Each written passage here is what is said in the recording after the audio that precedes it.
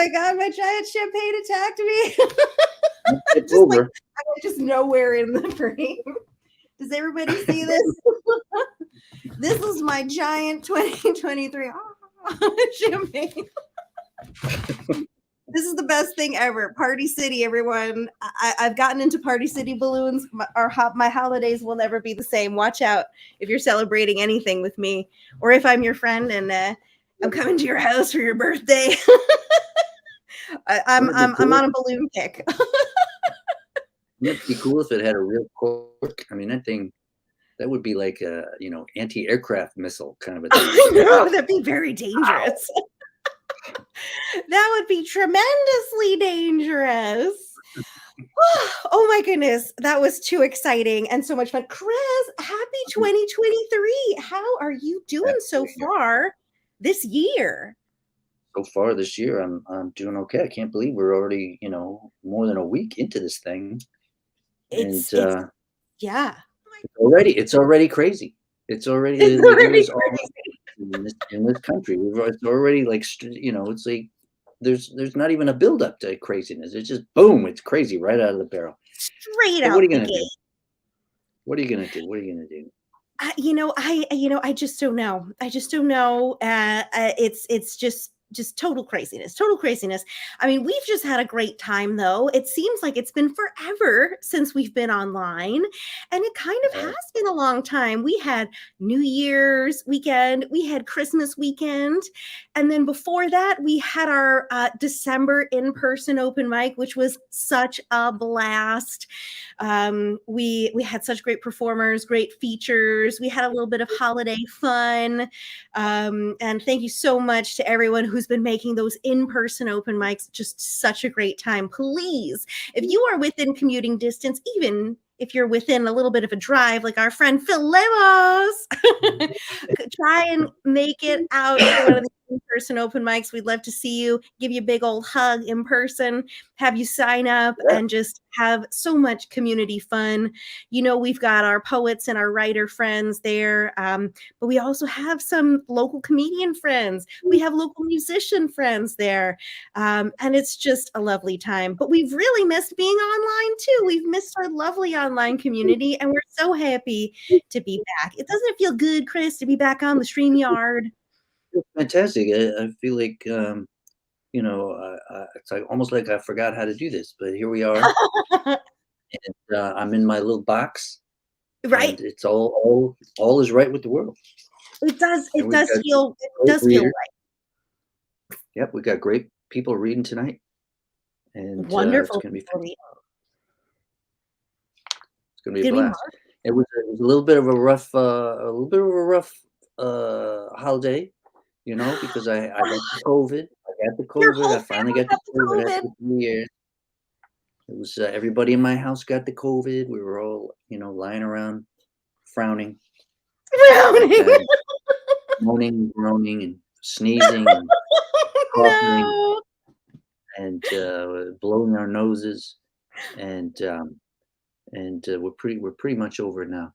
But it was no fun. Don't mess around with it.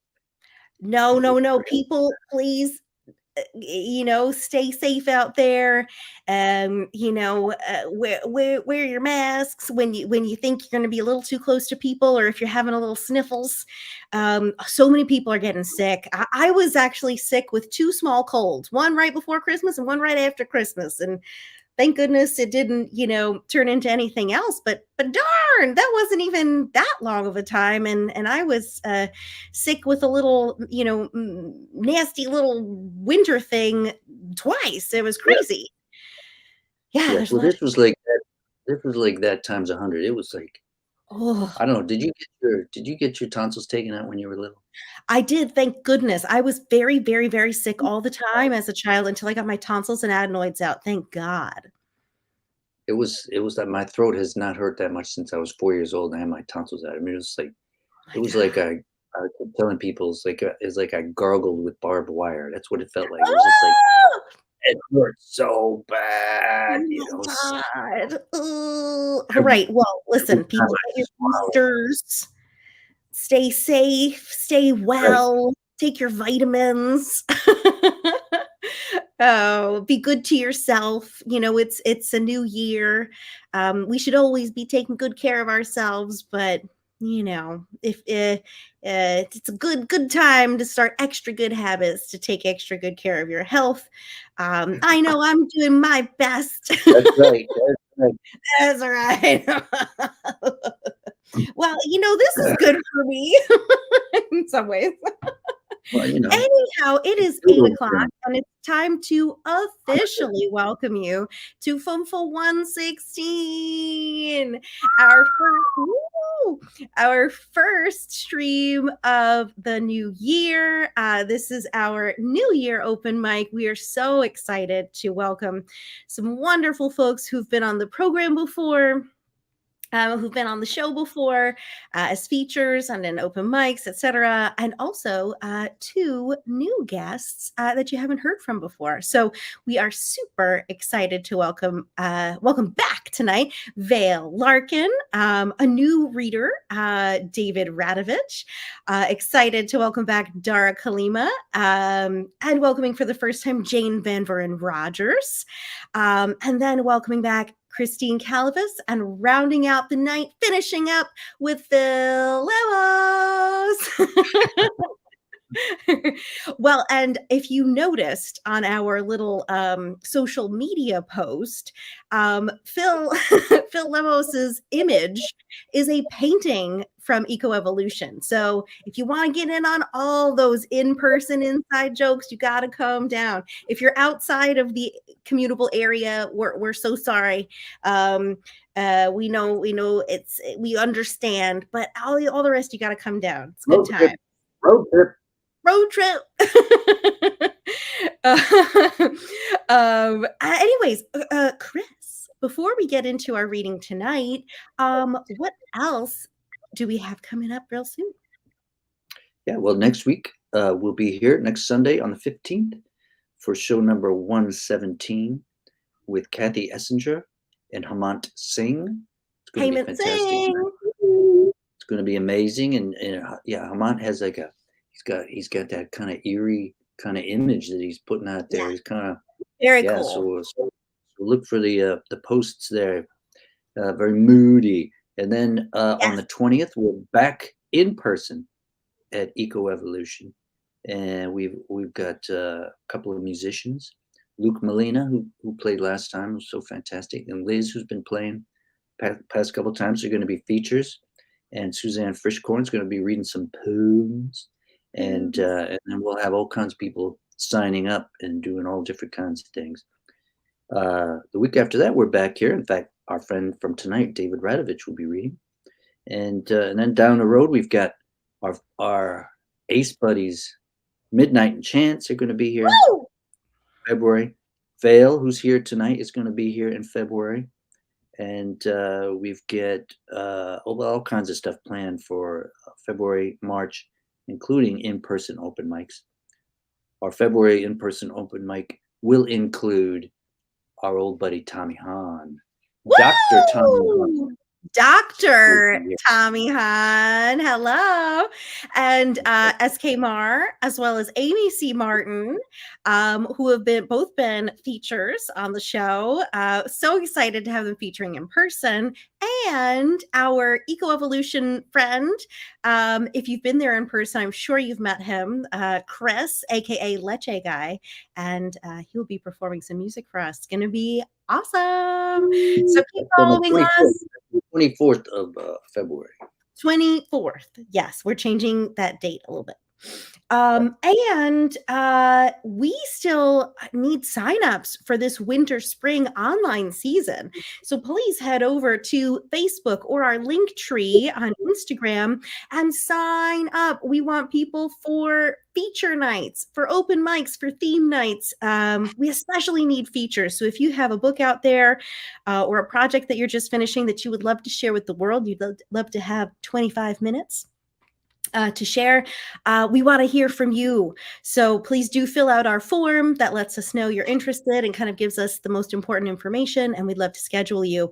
We are really extra excited about having a Chance at Midnight because their books are on sale, y'all. Very We love them. They're so incredibly prolific in every way, and we're just so excited to celebrate their books coming out as well. So watch out for yep. all this great stuff that we have coming Great up. stuff. And I just want to add that on the 29th, along with David Radovich, who will be here, Jane Van Born Rogers will be here that night too. That's She's right. this very evening. She committed to that, and we're fantastically excited.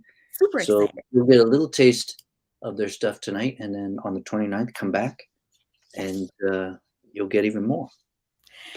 It's going to be awesome. Well, Chris, without further ado, we need to get started with this new year open mic and welcome our very first reader of the evening, Vale Larkin. Welcome, Well, Vale. Hey. It's so great to have you back, Vale. How are you doing? Oops, uh-oh. Vale, you're muted from your end. Sorry. There was a point You where said I Vale had didn't have to do an anything. issue No worries, Vale. Go ahead. flashing back to when you had problems with your speaking voice a year or so ago, and when you started talking and nothing was coming out there. So I'm glad Yes, you sound I have a spinal condition, and sometimes I still lose my voice, and other days, today it's a little rough, but other times it works great, and You that's such a sound gift. great. It is. It Thank is. you. We're so great sound to good. have you with us. Glad your voice is feeling well. And may I say, I love the dark pink. It is fabulous. Oh, thank you. Yeah, it's new. It's a brand new color. I love it. I love it. I love it. All right, Vale, let me Thank welcome you and introduce you with your bio. Vale Larkin is a trans, non-binary, disabled and wheelchair enhanced writer and all-purpose nerd. I love that. An upstate New York native, past employment ranges from opera singer to exotic dancer, but they have settled happily in Pittsburgh, where they write poetry, short fiction, theater, and sometimes impassioned essays. They have been published in journals such as Drunk Monkeys, the anthology Love Letters to Gaia, and they received a 2021 Brooklyn Poets Fellowship. Their play, Words of the Prophets, will premiere in April 2024. Awesome! At Nancy Moonerkarain's The Cell Theater in Manhattan. We're going to need to ask you about that, Vale. That's awesome. Congratulations. All right. Without further ado, Vale Larkin, take it away. Take it away. Thank you. Okay, I'm going to just start and keep going until my time's up. 2 steps forward into the forest. Light through tessellated tangles of brown skin and green blood, vitality and endurance, making of the air a shimmering net, capturing dust motes, small insects, and the footsteps of venturers. Caught in chiaroscuro, glen to glade, sun to shade, caught like milkweed in the web of transition from bright life to vespertine imagination. Magical miasmas rise from the spongy moss and leaf litter, like rich carpet underneath the vaulted ceiling of the tabernacle woods. The atmosphere is not interrupted by bird songs. Rather, they enrich the silence, slipping sideways to preserve its pristine nature, and only bringing briefly underneath the hum of hush. Something chitinous and clever rasps itself against the nerves of any who have come so far. A sudden roar, and then the crisp calls faltering back below into the all-encompassing voice of the forest. All its weight, all its meaning, all its memory, like the richness our histories lack, whispers where the trees are singing. The sun is still right in the very edge of vision. Grass clings, but falling quickly, the body shedding its memory of the fields, leaving it to nourish the mysteries. Turn back, or not. There is no unknowing.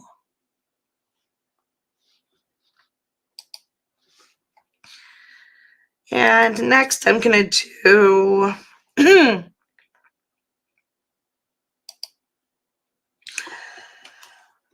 as my bio mentioned, I'm a disabled writer.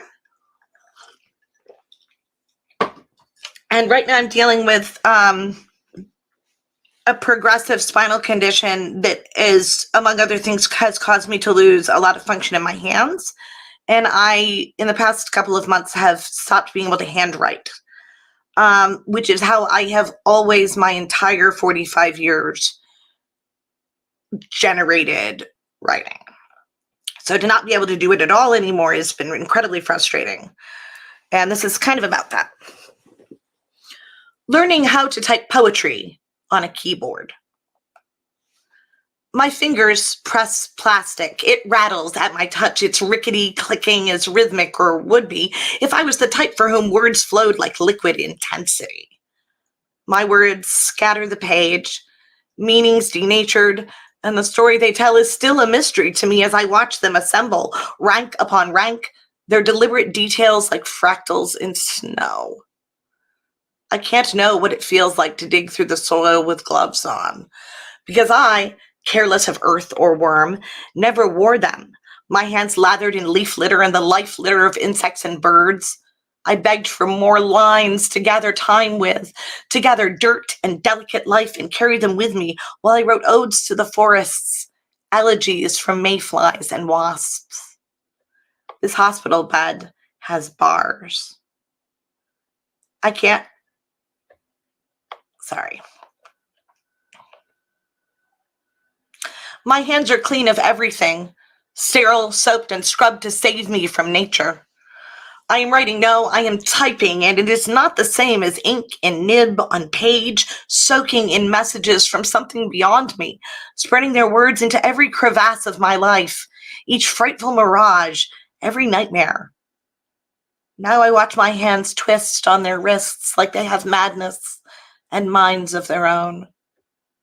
Now I watch words slip like liquid through my frozen fingers, and my skin aches for earth and inky reality in this space for chemicals, barriers, needles, and the inevitability of silence.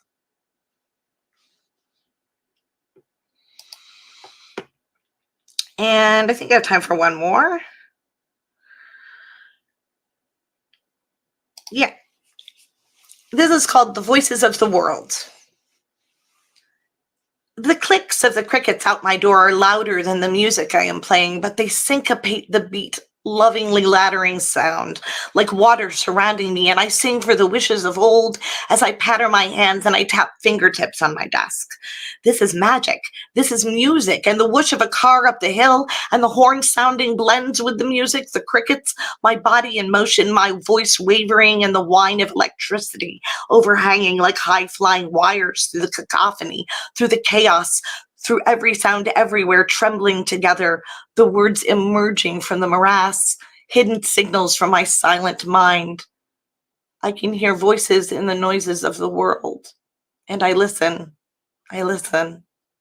wondering where they would lead me if I were to follow them. Gorgeous, Vale. Gorgeous, gorgeous, gorgeous. Such powerful, gorgeous, painful, but so beautifully and richly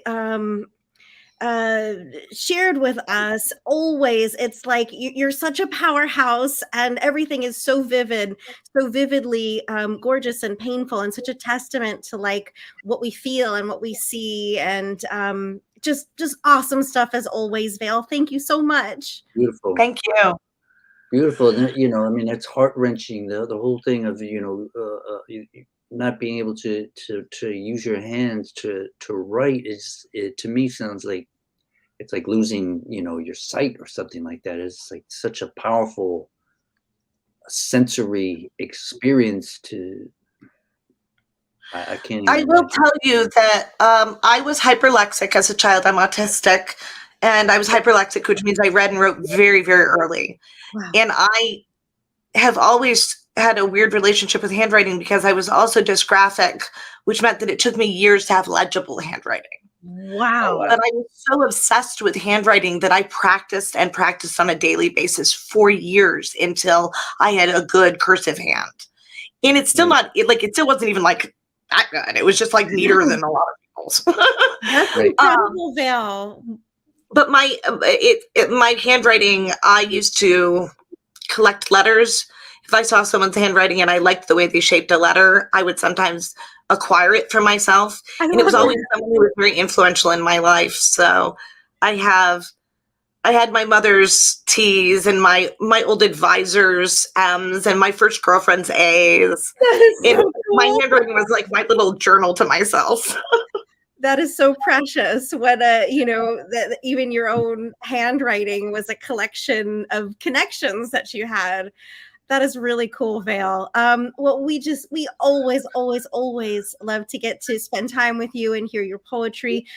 We would love to hear about more about this play, Words of the Prophets, coming out in April 2024. Can you tell us a little bit about that? I must have put a typo in there because it's 2023. It's this year. Oh my God. Okay. Oh, perfect. Amazing. Oh, we're excited. We're even more excited. 2023 Yeah, people. the production is going on right now, or it's going up right now. We're doing the producing end of things. I'm working as a kind of an assistant producer consultant on the production, and we have an amazing director, and we've got most of a really amazing cast. We're still looking for a few people, and the play is about 5 homeless characters. Mhm. It follows 5 homeless characters, and it is narrated throughout.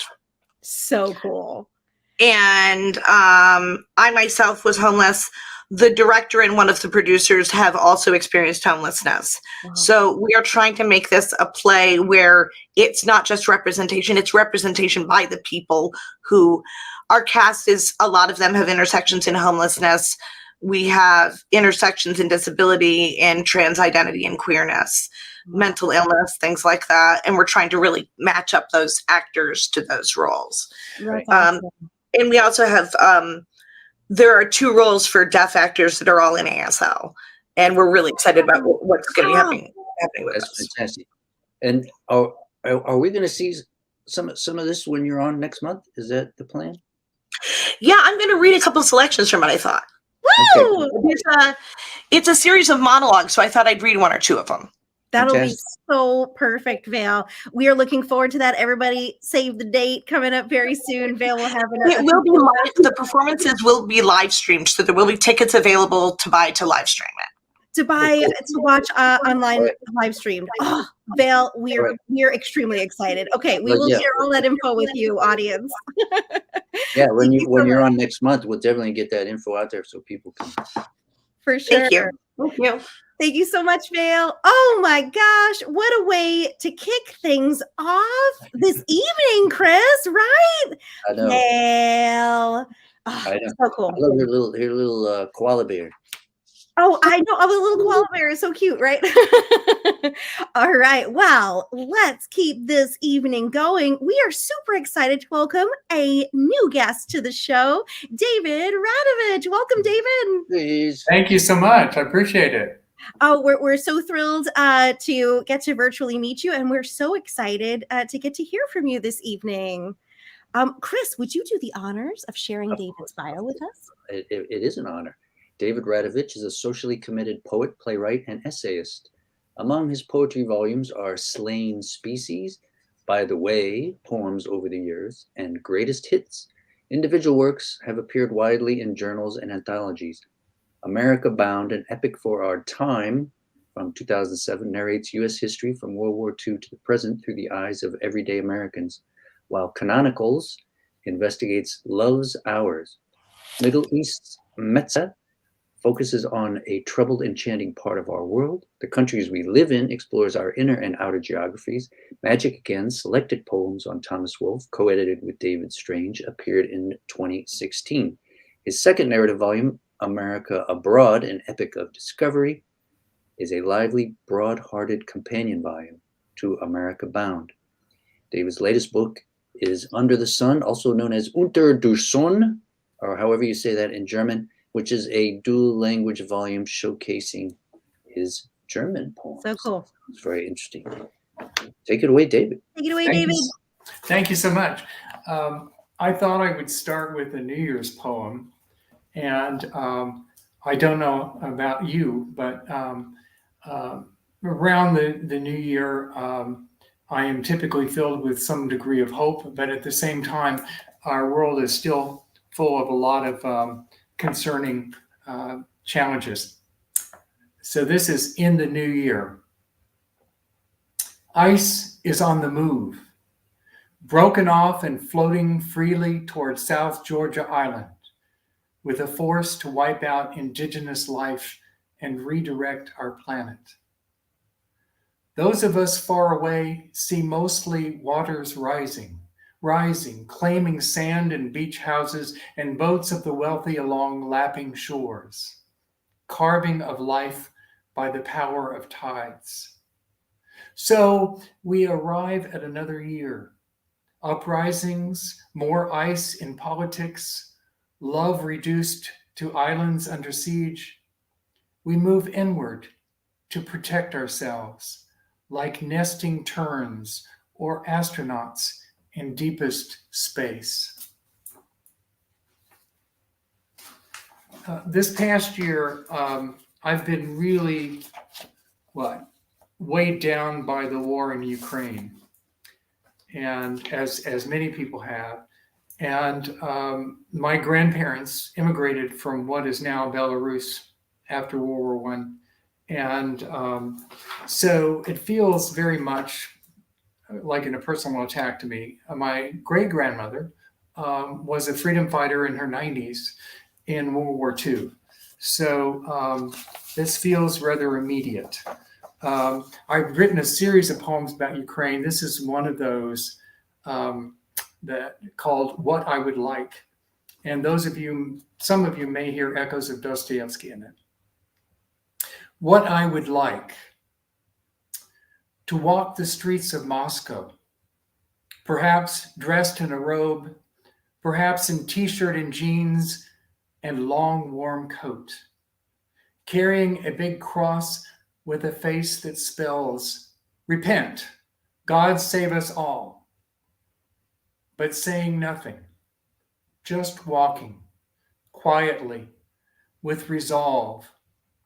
And maybe a crowd will gather behind me, silently, with a firm step, growing ever larger and more peaceful, past the policemen and the domed churches and trees naked of leaves, into the light, where the dead are secretly buried, where darkest wings unfold.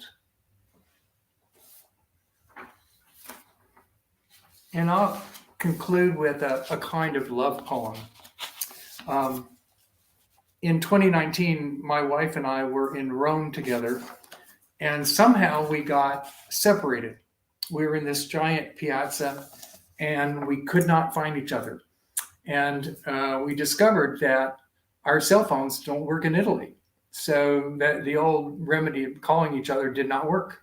And so we became increasingly panicked, and we couldn't find each other for the better part of an hour. But we eventually did, and I wrote this poem called "When You Went Missing." In Rome, I had a habit of getting lost. Which fountain? Which park? You were nowhere to be found. No cell phone that worked, no visage among the villagers, just wandering like mice in the labyrinths, where I could not sing to you, nor yell, nor tell you where or who I am. Still, the ambiance was radiant, and we were desperate to reunite, to find ourselves again. Eventually, in the milling crowd, you emerged like Venus from the foam, not naked, but new, in this ancient city of dreams and nightmares, impossibly beautiful, spires and sculptures, tantalizing food and drink, now awaiting us in a charming trattoria with checkered tablecloths and a padrone with florid stories and wine like blood given for us. Thank you. Lovely, David. David, this is such a wonderful appetizer for your feature for coming up very soon. Thank It's you. so great to hear from you. Such lovely, lovely, vivid pieces. Right, and you introduced that as I don't know what you said, a kind of a love poem. That was a straight up love poem there because Okay. Oh, All yeah. right. We love it. and And it's a beautiful way to approach, to use this incident in Rome as the way into, so that it's not like I dream of your eyes or whatever kind of It's essentially a narrative poem. So tells us. exactly, but the love just bubbles up Well, thank you. That's through it. good to So hear. it was quite beautiful. wonderful, and we love we so resonate with the concern for Ukraine as well, and we always appreciate hearing a poem like that. Also, just so wonderful to get to meet you this evening, David, and excited to welcome you back in a few weeks. Thank you so much. Happy to be here. Thank you. Awesome, Chris. What an incredible evening already. Vale Larkin, David Radovich. We're just kind of dwelling in the richness and the voices of these wonderful, wonderful writers. And we've got a whole bunch more of incredible writers to share with you this evening. So we are, without further ado, welcoming Dara Kalima. Welcome back, Welcome Dara. back. Thank How you are for you? having me. Oh, we are man, it's a pleasure. so excited to have you back. And I want to say that I feel like I woohooed so much after your recent feature that I almost got a noise complaint. I'm sorry. No. That speaks to your awesomeness. So let me share with you. Let me introduce Dara with her bio. Dara Kalima, also known as the community poet, is a Bronx, New York resident who started writing at 9, dedicated herself to the craft at 16, and locked into her voice at 25. She holds both a BA and MA in theater. She is the founder of Black Authors Collaborative and serves as vice president for Poetics University, an international institute for poets. She co-hosts Word to Words, a poetry-focused podcast, and hosts her solo podcast on behalf of. Kalima has performed across New York and made her international debut in Scotland. She's performed her poetry off Broadway. Kalima explores the concepts of love, parody, and healing all through lived experiences and observations. She has authored 4 books, Black Man, Black Woman, Black Child, Casualty of Love, 2 X chromosomes with an extra shot of melanin, and Still Laughin'. Connect with her at darakalima.com or on Instagram at Dara Kalima. Take it away, Dara. Thank you. So I have 2 pieces for you. If this were the last open mic and I were the promoter, I'd fly in all the greats and the best unknowns to share the stage. There'd be a 24-hour feast of delectable poetry and a televised catharsis and reckoning. If this were the last open mic, ears would hear praise poems followed by rage poems with some poems that included song in between. I'd be sure to include a poet that was skilled at interweaving hard truths with delicious food, so that when the experience ended, everyone within earshot would be hungry for more. And after this night, musicians would write a part 2 to American Pie, this time being about when poetry died. They'd at least try, but without poetry, there'd be no lyrics for their verse. And without open mics, there'd be no place for the hopefuls to rehearse. If this were the last open mic, I'd stand in the corner and cry for the generations that will never experience the camaraderie of snaps, claps, years, and hmms that make the walls of hearts and craniums reverberate with familiarity. I would have debated playing a slideshow of those that came before, but that would need another 24 hours more. So instead, I'd offer a moment of silence for those that previously blessed mics, But on this day, for this day where we gather for the final mic drop, I'd make it feel almost like an endless prayer, because we final poets would be praying that our messages of pain and change and love and hope would be heard. We'd be chanting our pleas, hoping our final words would end greed, undo misdeeds, open minds, and let truth shine. And the lineup? It would look like the UN, with folks from all walks talking their talk, sharing their shareables, and hanging their hangables all on the line, or laying it at the base of the mic for the very last time, knowing that this moment is really what an interfaith worship service is all about. If this were the very last open mic, I would have probably gotten my affairs in order beforehand and prepared my final wishes, because I couldn't imagine and don't really want to know life after the last open mic ended. So that's that first piece. The second piece. Same shit, different pigeon.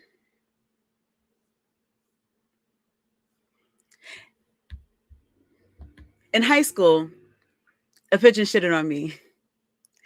Actually, in high school, several pigeons shitted on me. See, while in high school, I had an early morning class that made me pass under a flock of pigeons right on time for their morning movements. And they didn't give a crap that I was simply a studious student headed downtown to school. They targeted me as if practicing for varsity. Pigeons 5, me 0. I can still recall the unforgettable impact of their poop plopping upon me. Shit. They even got me on my face. Splat!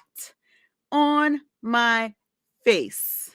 Strangers stared strangely at my face as I tried to wipe away the disrespect. They disrespected me constantly, which makes sense. It was probably payback for all those times that as a kid I ran up on their flocks just to make them fly, just to make them scared, just to see them at ill ease. I was that kid that was unafraid of pigeons and who didn't realize pigeons had no fears either. They'd be unbothered by us, which is probably why most of us hate pigeons. They boldly take up the spaces we keep thinking is ours to claim. Their gain in space is our loss, and we hate that. If you Google pigeons, you will find 15 ways to get them out of your yard, or 9 ways to poison them and not other birds. Therefore, pigeons get no respect. They are flying rats, such miscreants. They deserve only our refuse. But pigeons have been given a bad rap. Pigeons have been labeled as dumb, but they are smarter than most. Thought to be a modern problem, but they have been the answer for centuries and are blamed for causing disease, but they can identify them before it spread. Pigeons have been marked for extinction, but they were forcibly brought here, domesticated, used as pawns in war on Wall Street, for mail and races, for entertainment. They were good. Then they were good for nothing. Nothing. Not one thing were they good for except taking blame, and I can't help but wonder why. Was it their dark feathers? Their shadowy hue? Was it? What was it? If we stopped calling them pigeons and used their other names, rock doves, if we acknowledge that they too are doves, would they be loved more? Be invited to the weddings, given a seat at the table, be fed more than scraps, be seen as pure, as symbols of peace? Will we finally notice the promise embedded in their beautiful coats?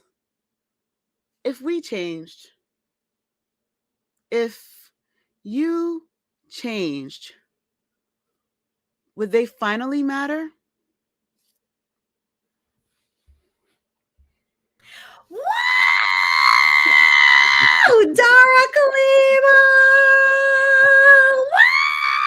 We love Oh it. my Dara, God. you just tear it up every time, Dara.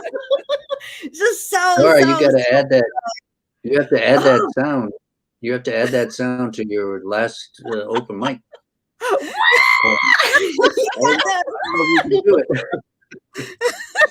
yes, yes, yes. I feel Dara, bad. I feel like I'm gonna get you kicked out of your apartment. oh my gosh, Dara, such fabulous pieces always, just like showstoppers. We love that last open mic. We love seeing that like interfaith service of an open mic, and just everything that that Yeah. means, and that community connection.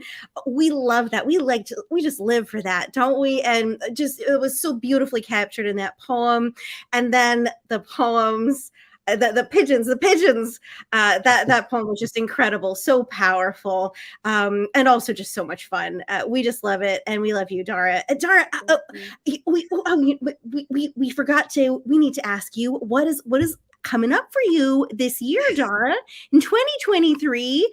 What you got have planned? So right now I don't really know. It's a lot of personal things have been happening going on, and so that's sort of taking me away from writing a little bit. But I am working with Simple, which is part of 2i Publishing. So I'm helping other writers get their works out. That is a big part of my thing. I'm taking on another poet, another writer or two right now. So if you have a book and you don't know how to make the rest of the pieces together, you still want to be your own self-published person, find me because I can help you with that. But also I'm working on my own project. I did finally start making movements. I release a book every 2 years.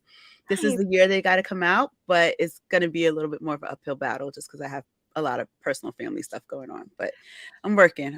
We'll see what comes out.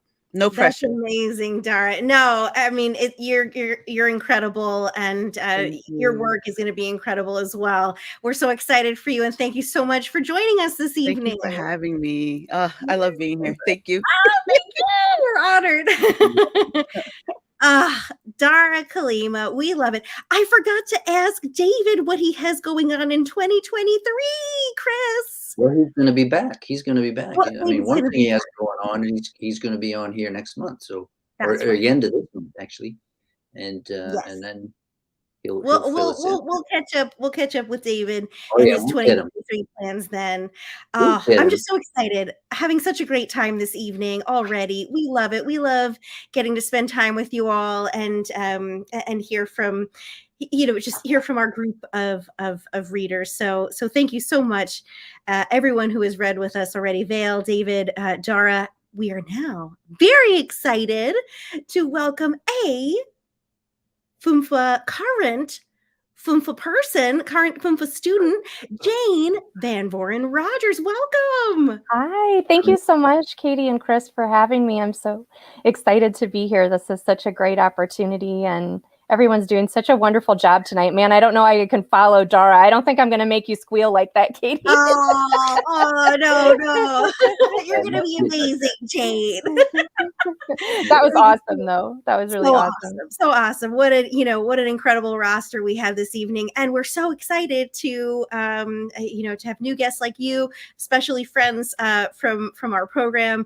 That's an incredibly special thing. Chris, would you do the honor of sharing Jane's bio? That's definitely Fairfield University MFA student Jane Van Voren Rogers has written professionally for more than 20 years, crafting hundreds of pieces, articles, essays, newsletters, profiles, speeches, and more, writing about everything from agricultural equipment to volunteer efforts. She has edited 15 published books, including the multiple award-winning When the Words Suddenly Stopped, Finding My Voice Again After a Massive Stroke by Vivian L. King, which was featured on Good Morning America. Jane also has a poetry chapbook, How to Avoid Being and Other Paths to Triumph, published by 918 Studio Press. She has an interview show currently on hiatus on Facebook and YouTube called Author Talks, where writers are an open book. Jane is a lifelong resident of the Quad Cities area and lives with her husband and lovely blended family in semi-rural Illinois. Take it away, Jane. Thanks so much, Chris. I'll just share a few poems tonight.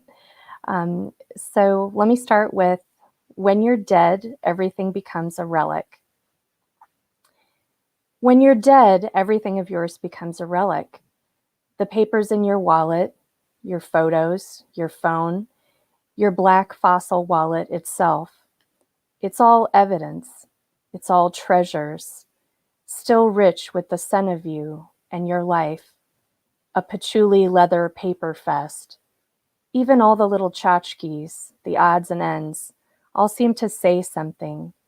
They speak to your life, what you valued, what you held on to, what you kept hidden in a Shiva lunchbox, the marbles, tiny bits of glass, the giant guitar pick, the two 1980s baseball cards, the All About Me writing from English 101 at Blackhawk circa 2008, your last year on Earth. Old wounds on worn paper, black ink on cloudy pages, a blues number and a pained cry to yourself that women are evil and can never be trusted. The ads you saved, seeing something valuable or interesting or enjoyed. The haunted and angst-filled journals, frightening faces, demons, clowns. What you saved and didn't save. What you wrote, what you couldn't write. What still exists, what there is proof of, what remains, what I can hold in my hands after the rest of you is gone. It's a giant collage pointing to the mystery of you, the mystery of life, of understanding, scribbles and glimpses, torn pages, documenting, relaying, showing, shining. I wonder if somehow you thought these things would ever be kept, would ever be discovered, would ever be read by anyone. I've debated about that. If someone published all my old journals and thought they represented me, they'd be a glimpse, a view, an indicator of how I felt, what I thought at the time, but not a final word, not a gospel. And yet the relics, the objects, the papers, the journals, the pictures, they are all I have to convey anything about who you were, what you believed, what affected you. So these things I must use. I must present what's been presented to me and hope it sheds light on the facets of who you were in your season of wilderness, your complex rebellion, both bold and shy, polishing your lost brilliancy as a wild diamond. The next poem is Wishful Vigil. I send you love knowing that my love is not enough. I send you love wishing that mine could somehow hold you, comfort you, strengthen you, sustain you, but you no longer have need of such things.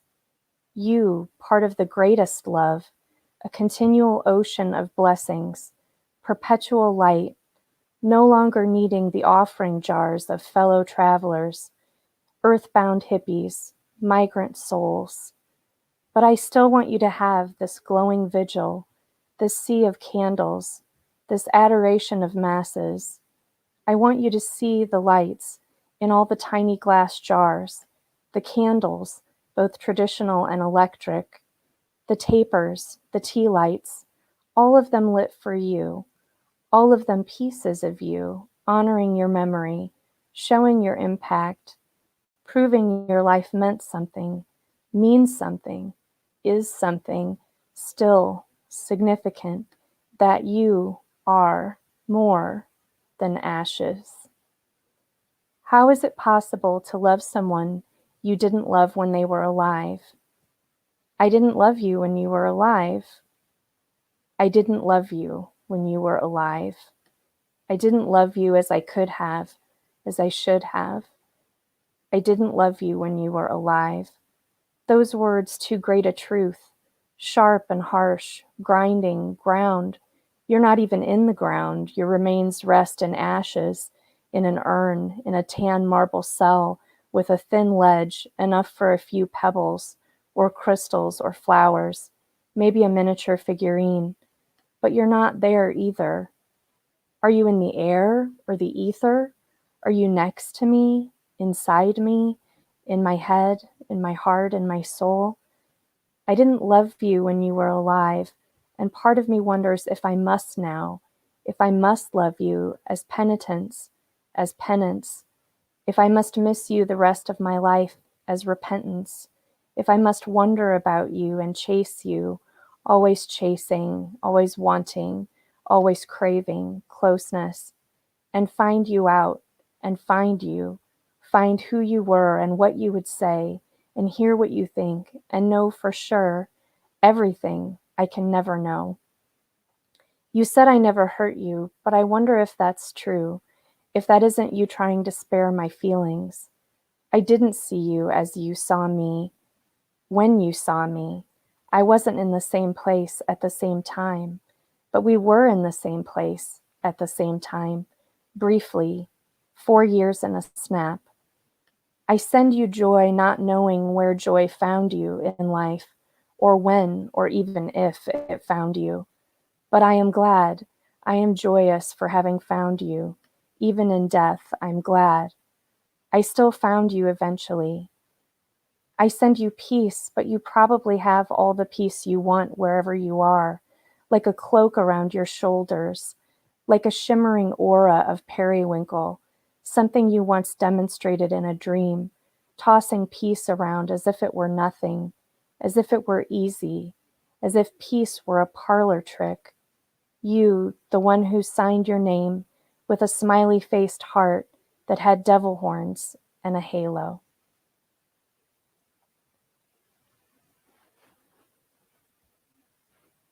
Woo! Powerful stuff, Jane. Thank you. Powerful stuff. You got a woo from me. Oh, You got a thank you. woo. Thank you for the That woo, was like, Katie. that was like a poignant, powerful woo. Oh, Um, thank you. wow.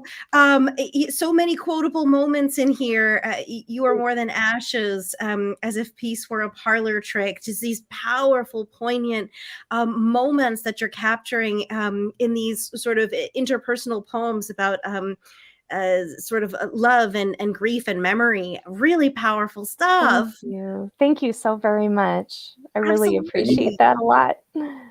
Jane, when you come back at the end of the month, we'll have like a long Q&A at the end there, and I want to get into I'm fascinated by the fact that you write these amazing poems and you can write about agricultural equipment. I will not read you my past industry newsletters on that. You will be like asleep in 5 minutes. You know what? I Whatever wonder, keeps that pen moving is adding to the bank. It is. Sure, that's true. Watering the soil. All It's writing is amazing. valuable. Yes. paying the For sure. bills. Paying the You bill, learn- paying the bills. Right. Yep, gotta do that More you too. learn a lot. But this Job, is kind of like pieces of something that I've been working on for way too long, or like over a decade of the tentative title is Love Affair with a Dead Man. And I've been trying to write this kind of spiritual memoir for ages. And I'm really excited this spring semester to be working with Bill Patrick as my mentor. I just got out of the residency and had him in a story development workshop. And I feel like it's really going to help me finally move forward with this and figure out what the heck I'm doing and how to make this understandable and relatable for people. That is so great, Jane. We're excited for you. Thank you. Thank you so much for having me. Bill he's a wonderful guy, and he's gonna push you in the best in the best way.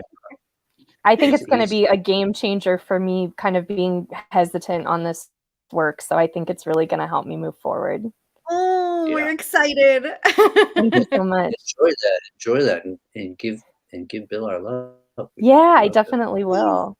Thanks. Thank you so much, Jane. So great to meet you and have your debut on the show. We will see you back in a few weeks.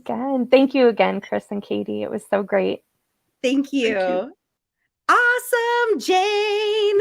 Oh my goodness. Such powerful, poignant pieces there, Chris. And I'm super excited about this project, this manuscript that she's just described. And I'm also super excited, like you said, about Bill Patrick and how that's gonna, continue to be formed. That's gonna be incredible.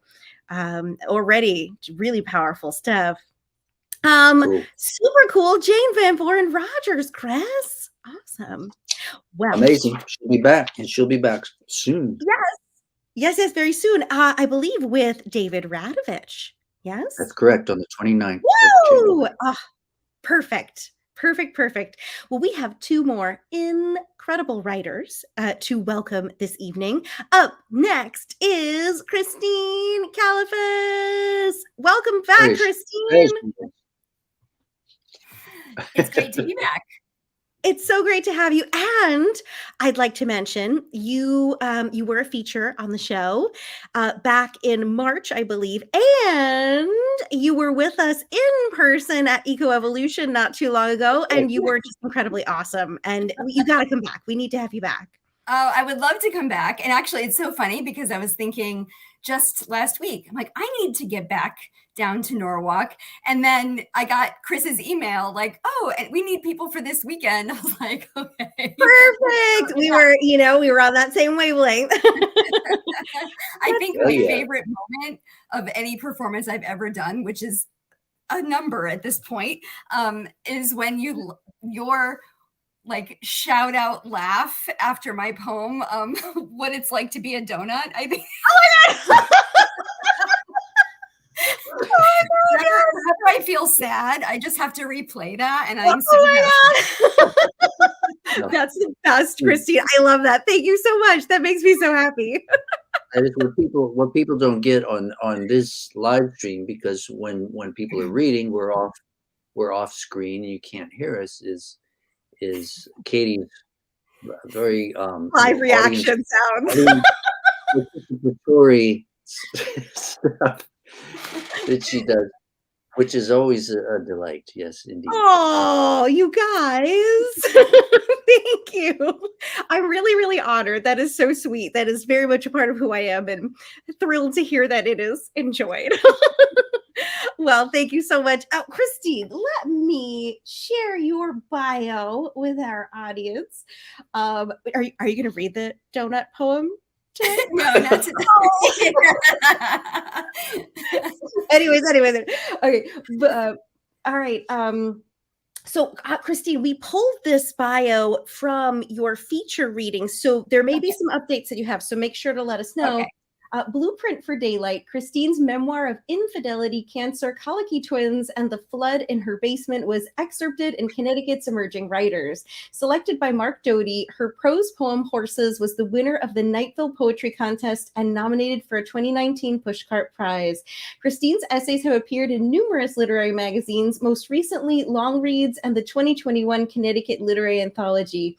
Her radio credits include I Hear You Make Cakes, featured on The Moth, and Eat It Up on WNPR's Audacious with Cayenne Wolf.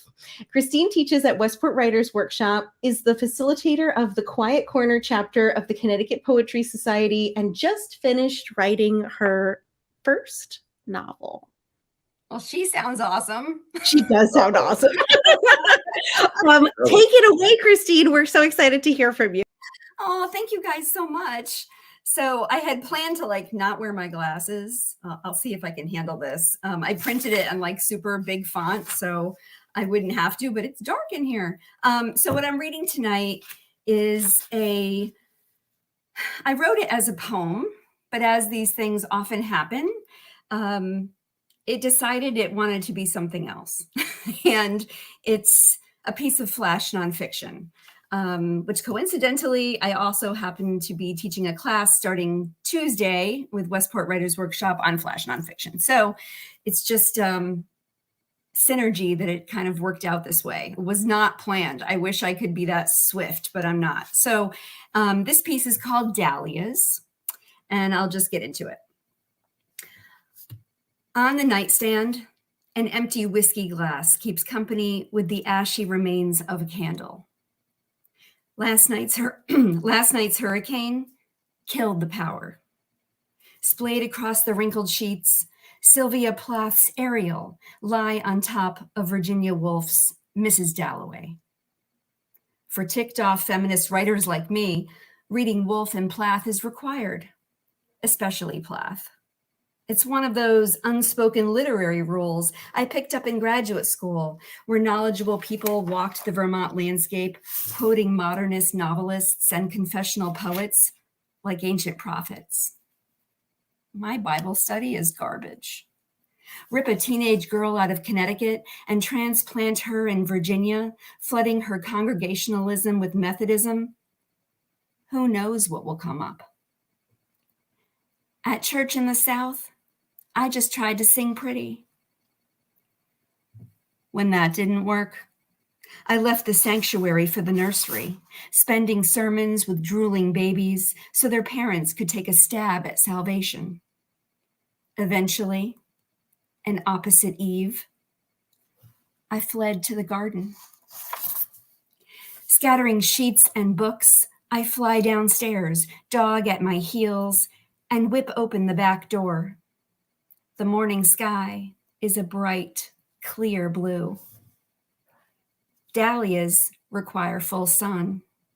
Flower heads can be as small and round as a pom-pom and as large and flat as a dinner plate. Tall and strong-looking, they deceive. Their hollow stems are not hurricane resistant. My dahlias arrived from the organic greenhouse, tucked in plastic sheaths, nestled in sawdust, not as blooming plants pictured in the catalog, but as dried tubers.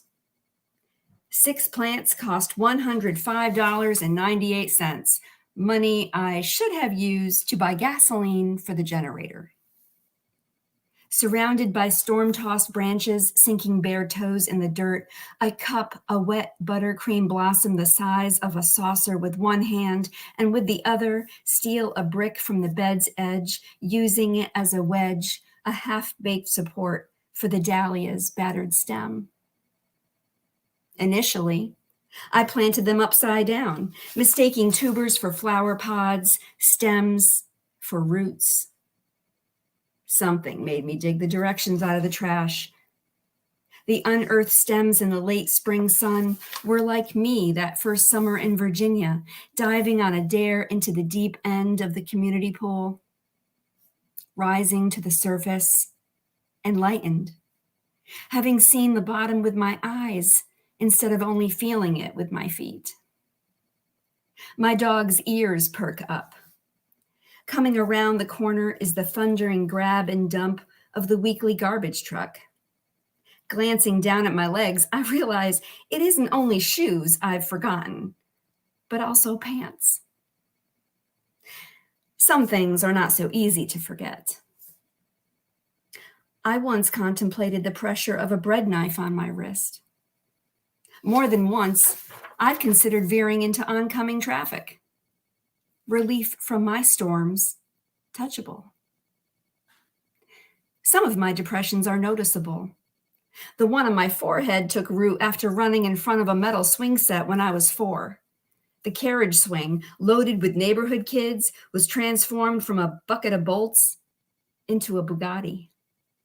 Watching it hurl back and forth, I thought, I could beat it. 2 identical scars stretch out above my pubic bone, cesarean portals.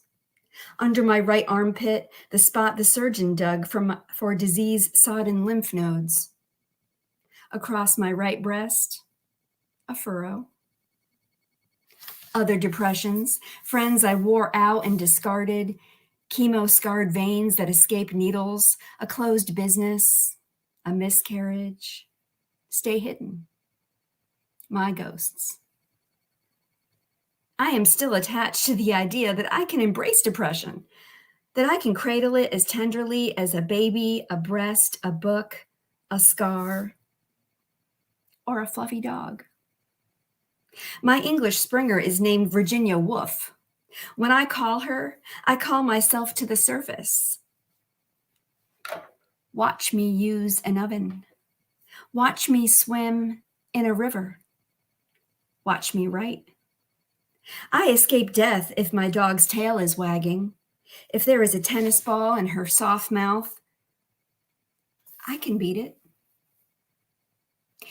Hymns fail to lift me as well as seed packets, as well as my mother's gold bracelet surrounding my wrist, as well as how the feather light fake crown in the high-end shop felt on my head. And my friend Melissa said, we should wear these when we write. As well as the poetry and prose of troubled women, as well as a shovel in my palm.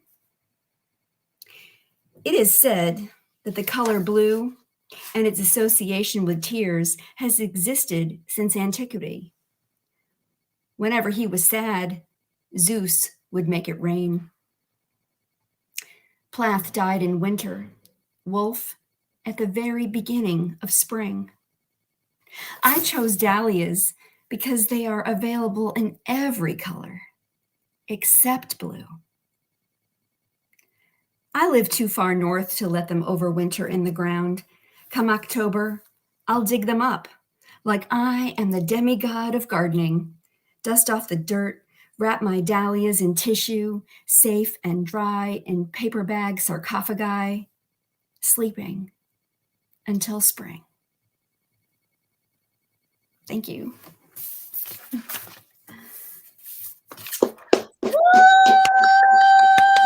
Powerful stuff, Christine. Powerful stuff. Woo! Very, very, very powerful. What a journey, and what incredibly powerful images we had in that. We love it. Got a whole bunch of great quotes in here. Cesarean portals.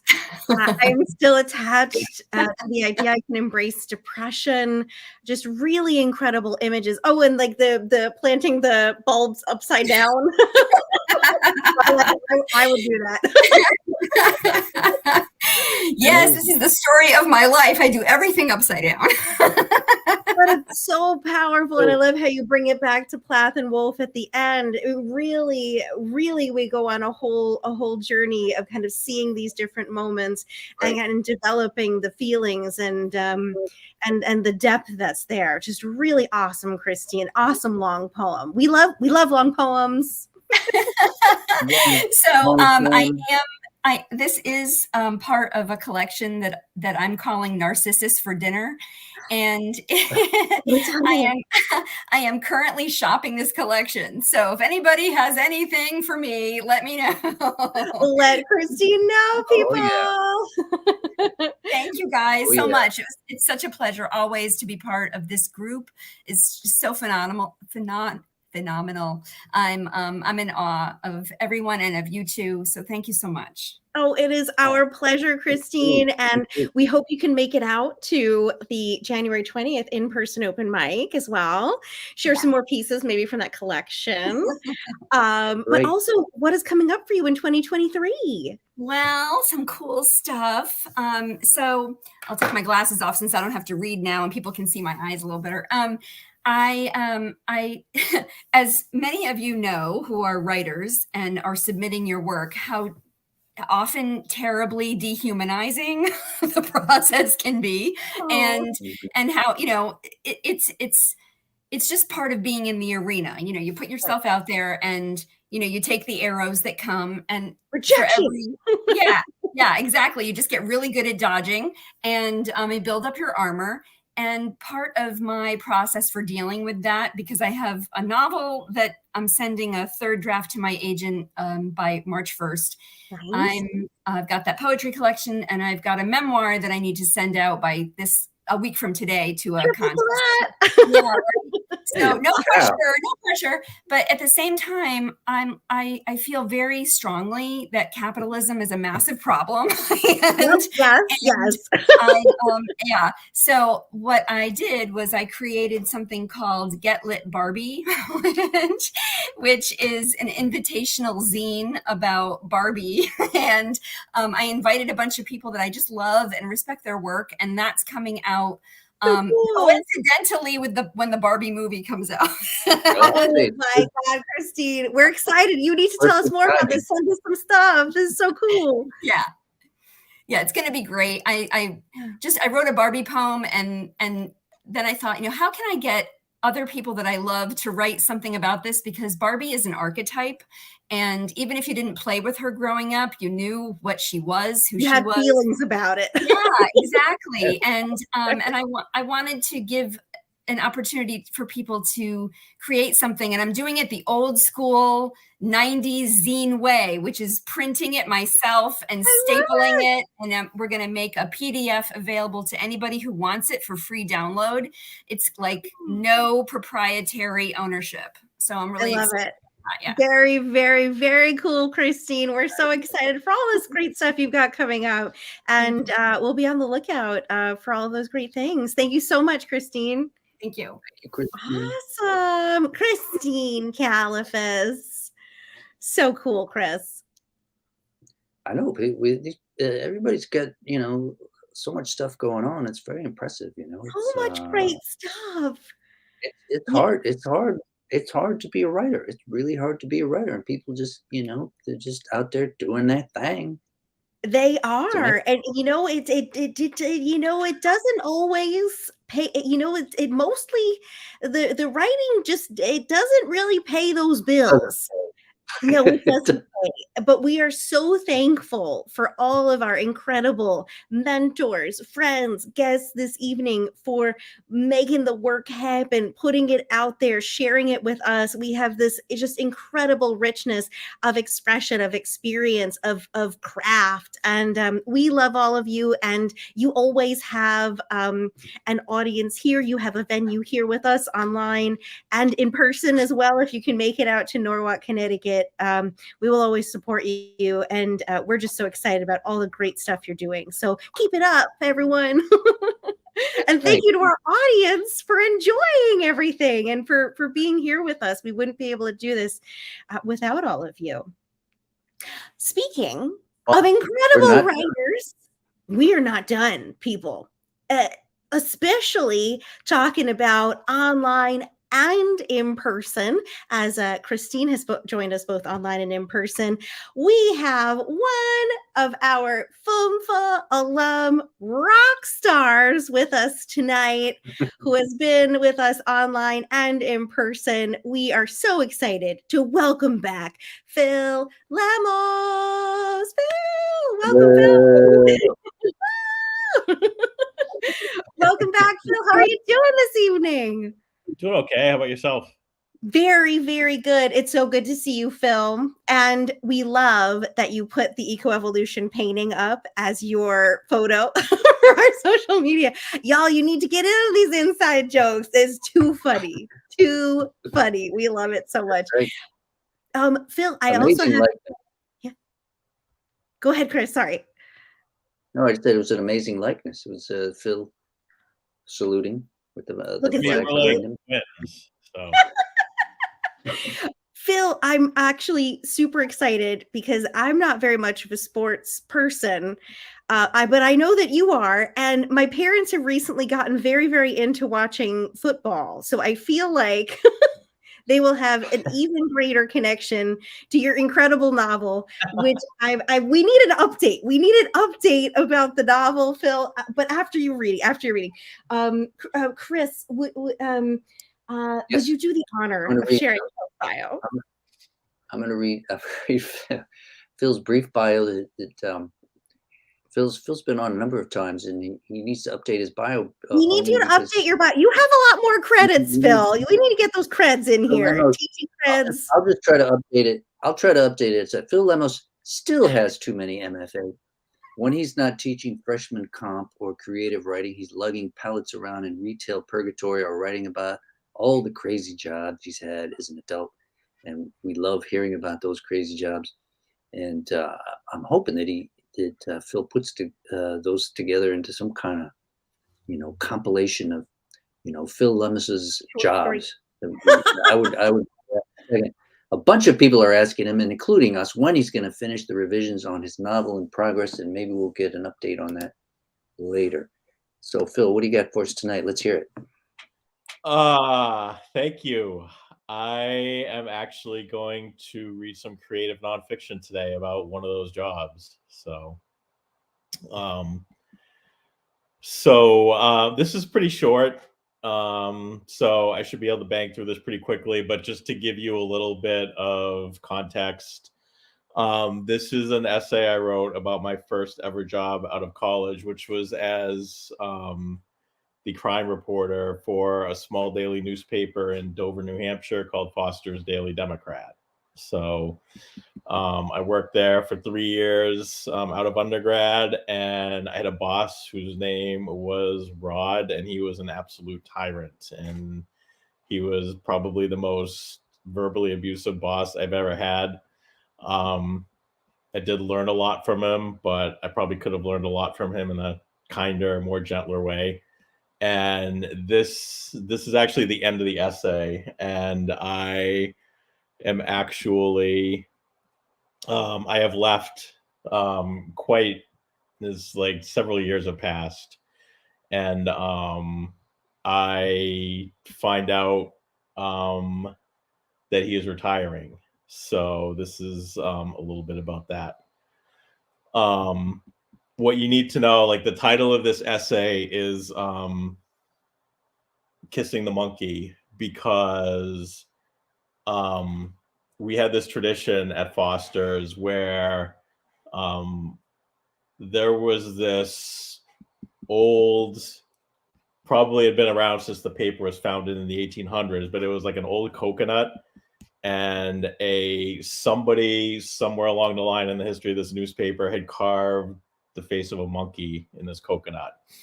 And so the tradition was, when you left the newspaper to go on to bigger and better things, everybody would have a going away party for you, and at some point they would bring this coconut with a monkey's face carved in it, and at some point late in the night, after a lot of drinks had flowed, you would, in your inebriation, would kiss the monkey, and you couldn't officially leave until you'd kiss the monkey. So I think that's all you need to know. So after that, I'll just kind of like jump into it. After leaving Foster's Daily Democrat, I worked at another newspaper, the Hartford Courant, which was simultaneously both more and less fulfilling than this one. I worked as a stockbroker, a payroll supervisor, a mystery shopper, an ad change representative, and a whole lot more. I'd gone completely off the grid by this time, and I'd become a convenience store manager. One night, I was surfing Facebook when I received a notification. Rod Doherty going away bash, the mother of all monkey kissing parties. Foster's had just been bought out. Another local, family-owned newspaper sold its soul to corporate hell. No more Hollywood Square's front page. No more Rod. He saw the handwriting on the wall. He was 73 years old. I hated Rod, and I wouldn't have missed this party for the world. I walked into the Thirsty Moose, a new bar in downtown Dover, right across from the street from the old Central Avenue newsroom. Since I'd left, the paper had moved into an industrial park on the outskirts of town. But Rod hadn't changed a bit. He still had that strange lock of hair covering his bald spot. He still looked just as much like a walrus as ever. Would he even remember me? It'd been years. There were 50 or 60 reporters who came and went during my time at Foster's. Multiply that by 5, probably 300 reporters have been around since I left. Then again, 3 years was an eternity in Foster's time. At times I felt like the combination of having to be in the newsroom at 6 a.m., the verbal abuse from Rod, and feeling like I was relentlessly on call to write about rabid foxes or llama yoga at the town fair was going to kill me. When I graduated from college, I thought I was going to be on a career path. I expected to find a job that would lead to having enough money to buy a house, pay off student loans, eat more than ramen noodles. By the time Rod retired, I was successful by all accounts, financially, emotionally, and physically, than I was during my time at Foster's, yet I had accomplished none of those goals. I still lived in an apartment with roommates, still had student loans. And you know what? Depending on the flavor and how they're cooked, I kind of found ramen noodles oddly satisfying. It was much harder to be satisfied with my life, not just because of the choices I made, both good and bad, but because of an inflationary economy where the top 1% continued to grab a bigger and bigger piece of the pie. I wanted to be a writer. If I couldn't write novels, the next best thing was sports writing. At Syracuse University, I was a sports editor for the Daily Orange, and I always felt like sports carried the paper. We even put the phrase on the sports page banner, "We carry this paper." There was always conflict between news, boring student government stories that nobody read, and sports. Yeah, the football team won. At Foster's, I wanted to prove that I could do any type of reporting: sports, news, features, show off a more diverse skill set to a larger paper, like the Hartford Courant, where I was about to leave for. And I was too stubborn to tell Rod to take this job and shove it. I was too stubborn to just be like, I don't want to put up with his abuse anymore. I grew up watching my parents stubbornly fight the way sports teams do in battle, and in some sense, I emulated that. I walked in and moseyed my way up to the bar, and I hadn't even gotten the bartender's attention yet when I heard, "Phil!" I turned around. It was Rod. "How's it going, Rod?" I shook his hand. We caught up.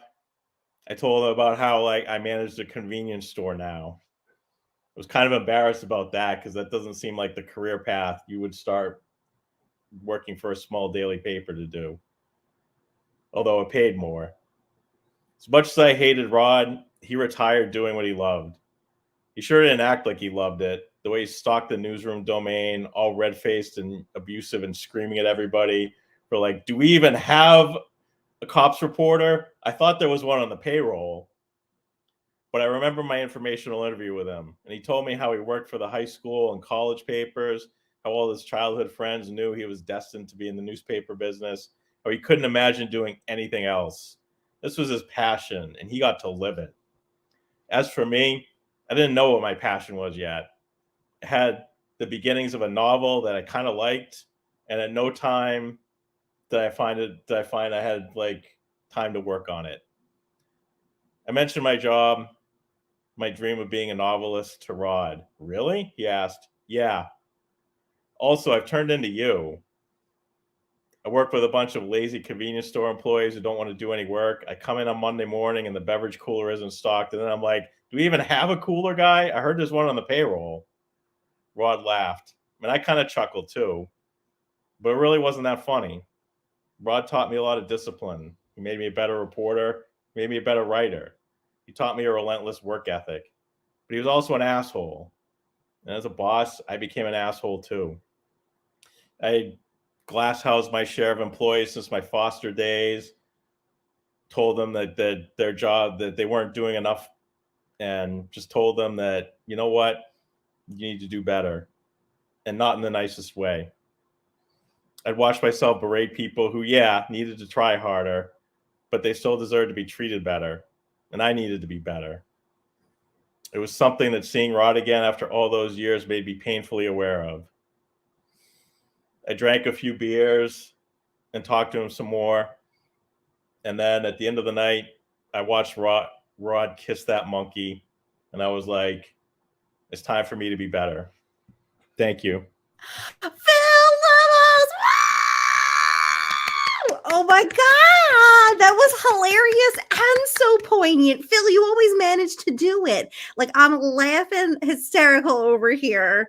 It's resonating a lot. And I'm also like feeling my feelings at the same time. Phil, we love it. We love it. You need to write this. We need a collection about the jobs, Phil. It's mandatory at this point. Phil's jobs. I mean, just it's such a great collection of crazy jobs and experiences and terrible bosses and it's too good. Right. I mean, so many people can relate to it, but it's funny. Yes. And I didn't know you went to Syracuse. My wife wrote for the Orange, the Daily Orange or whatever that is, when she was there. Yeah, she was a journalism major as well. Nice. So That's so not awesome. sports though. She didn't do sports, but she was one of the people the sports people didn't like probably. But That's anyway, that was great. That was great. That was so great, Phil. No, really, seriously. Okay, we need this novel. We're like ants in our pants about this novel. We need this novel, and we need the Phil's Jobs collection. It's unstoppable. I mean, listen, send it to Woodhall, send it to all of our people and all the other people, and make us happen. I think 2023 is the year for Phil. It's Phil's year. It's Phil's year. What's going on with the novel there, Phil? I think I'm definitely going to start querying this year. I think I'm just about done with the revisions, so now it's time to like send it out and start hearing people tell me no. Oh my God, Phil, we need a feature. We need a feature reading of the novel is what we need, Phil. Oh, absolutely. Absolutely. And we're going to get that done. Yes. This is the year of Phil Lemos. I'm declaring it right now. I'm just right now. Chris is saying it. It's on record. We love it. But so you're gonna start querying, and Phil, what are any other plans for 2023? You're teaching a whole lot, I believe, as well. Yeah, so I'm teaching creative writing at Clark, and I'm teaching English Comp at Franklin Pierce. Nice. And I am trying to think about like if I can sort of pull these jobs into a cohesive. Oh my God, Phil, it has to happen. Like it's gotta happen. We're in full support. We love it. Yeah, and I'm working on 3 lit journals. One of which Spry is still open for submissions currently. So that's right. And looks like at Clark we're thinking about starting up a lit journal, and so I'm going to be teaching a class where we're hopefully going to get that set up this year. So nice. Phil, that is incredible. We are so excited for you. We love your work. We love everything that you're doing for teaching and education in the world of writing. We can't wait for this novel. We are also really excited about the Jobs collection. We're in full support. I think Kissing the Monkey is a great title for the whole collection. Oh my God. Oh my God. Yes. Okay, I'm getting really excited. It has to happen. Chris, I can envision it. Start to like manifest this. Yeah. You see that little coconut right on the front? Oh my God, right on the cover, the coconut. Oh my God, that'll be too good. Well, Phil, we love you so much, and we're so glad to see you on here and get to hear from you this evening. Thank you so much. Thanks for having me. Thanks, Of Phil. course. Well, Chris, wasn't it just an incredible evening of readings from so many friends of ours, new people, returning people? Fabulous. The variety, the breadth, the pathos. I cried, I laughed. Yes. I laughed so hard I cried. It was just so exciting. Just we love all of our readings. We always just dwell in the richness of everything that our guests share. But that's especially special to kick off the new year this way with a group reading, and to get to hear from all of you. We thank all of our features so much once again. Thank you so much to Vale Larkin, David Radovich, Dara Kalima, Jane Van Voren Rogers, Christine Califas, and Phil Lemos. And thank you so much to our awesome audience out there. Woo! Applause. Yeah, to all of our features. It's so great to see familiar faces in our audience, and so great to see some new audience members out there. If you have any writing you'd like to share, please fill out our form and let us know. Reach out to us, follow us on social media. We would love to have you on the show, or to stop by and share something at our in-person open mics as well. No kidding. And then we'll be back next week, next Sunday. Kathy Essinger and Hamant Singh.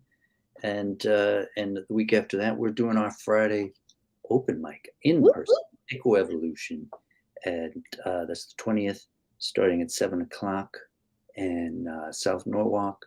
So keep your eyes peeled for the info, and join us if you can. Yes. Thank you so much. Happy 2023, everyone. We will see you next week. Have a good night. Thank you.